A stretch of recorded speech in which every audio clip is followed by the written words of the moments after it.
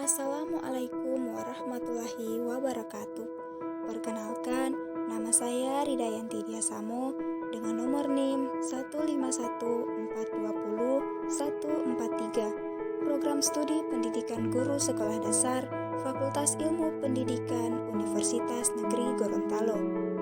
Di sini, saya akan berbagi mengenai urgensi Pancasila sebagai sistem etika. Dewasa ini, kita seringkali sulit membedakan mana etika dan mana etiket, padahal keduanya tampak jelas sekali perbedaannya.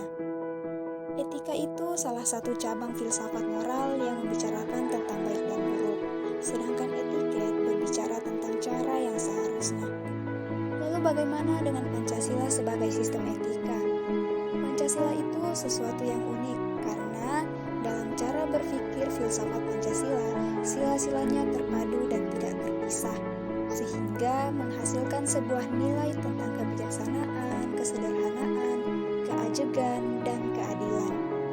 Di sini sudah jelas bahwa Pancasila sebagai sistem etika, maka nilai-nilai yang ada dalam Pancasila akan dijadikan sebuah nilai dasar dalam menentukan nilai moral dan norma yang berlaku di masyarakat.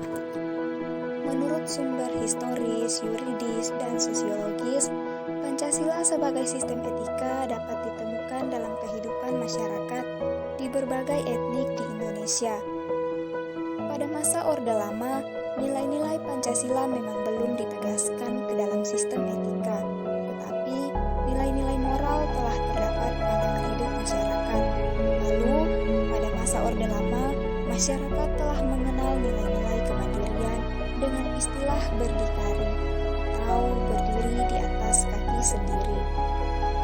Selanjutnya, pada zaman Orde Baru, Pancasila sebagai sistem etika disosialisasikan melalui penataran P4 dan diinstitusionalkan dalam wadah BP7. Nilai-nilai yang ada dalam Pancasila pada era reformasi, Pancasila sebagai sistem etika tenggelam dalam hiruk-pikuk perebutan kekuasaan yang menjurus kepada pelanggaran etika politik. Oleh karena itu, Pancasila sebagai sistem etika terdapat dalam norma-norma dasar yang bersifat abstrak. Sebagai sumber penyusunan berbagai peraturan perundang-undangan di Indonesia menjadi konkret. Selanjutnya, hal tersebut yang mengatur masalah perilaku politikus berhubungan juga dengan fungsi institusi sosial, hukum, komunitas, struktur sosial, politik, dan ekonomi. Namun, seiring berjalannya waktu, muncullah berbagai dinamika persoalan yang memerlukan pemecahan untuk memperbaiki Pancasila sebagai sistem etika. Di antaranya yang pertama, banyaknya kasus korupsi yang melanda negara Indonesia. Kedua, banyaknya terjadi aksi terorisme yang mengatasnamakan agama, sehingga dapat merusak semangat toleransi dalam kehidupan antar umat beragama. Ketiga, masih terjadinya pelanggaran hak asasi manusia dalam kehidupan bernegara. Keempat, terjadinya kesenjangan antara kelompok masyarakat kaya dan miskin. Dan yang terakhir, banyaknya orang kaya yang tidak bersedia membayar pajak dengan benar.